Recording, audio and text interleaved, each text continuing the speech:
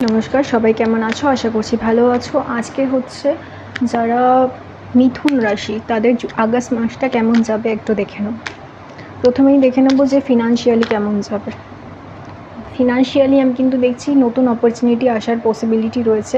Financial situation যাদের ভালো না তাদের কিন্তু সিচুয়েশান ভালো হওয়ার পসিবিলিটি রয়েছে। মানে তোমরা আগের থেকে অনেক বেশি ফিনান্সিয়াল সিকিউরিটি পাবে। ফিনান্সিয়াল যে পজিশান রয়েছে সেটা তোমাদের কিন্তু ইমপ্রুভ হওয়ার পসিবিলিটি অনেক বেশি পরিমাণে রয়েছে। ওকে, তো তোমরা যারাই একটু ভাবনা চিন্তা করছো ফিনান্সিয়াল সিচুয়েশান নিয়ে, একটু টেনশনের মধ্যে আছো, তারা চিন্তা করো না, তোমাদের টাইম কিন্তু অনেকটা বেটার আসবে আগস্ট মাসে। ঠিক আছে, এবার আমি দেখে নেবো যে রিলেশনশিপ ওয়াইজ যারা আছে তাদের কেমন যাবে।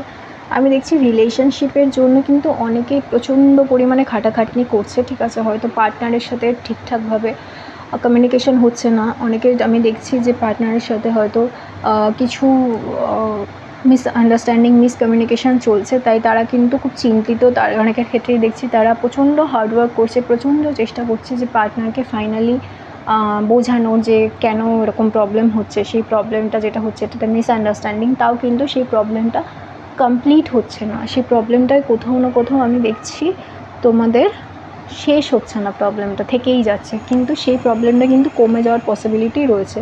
তোমরা নতুন অপরচুনিটি পাবে নিজেদের মধ্যে মিসআন্ডারস্ট্যান্ডিং ঠিক করে নেওয়ার, সম্পর্কে যা প্রবলেম হয়েছে সেটা ঠিক করে নেওয়ার কাজে। সম্পর্কের দিক থেকে কিন্তু নেক্সট মান্থটা আমি দেখছি যাদের প্রবলেম চলছে তাদের কিন্তু ঠিক হয়ে যাওয়ার পসিবিলিটি রয়েছে। তো তোমরা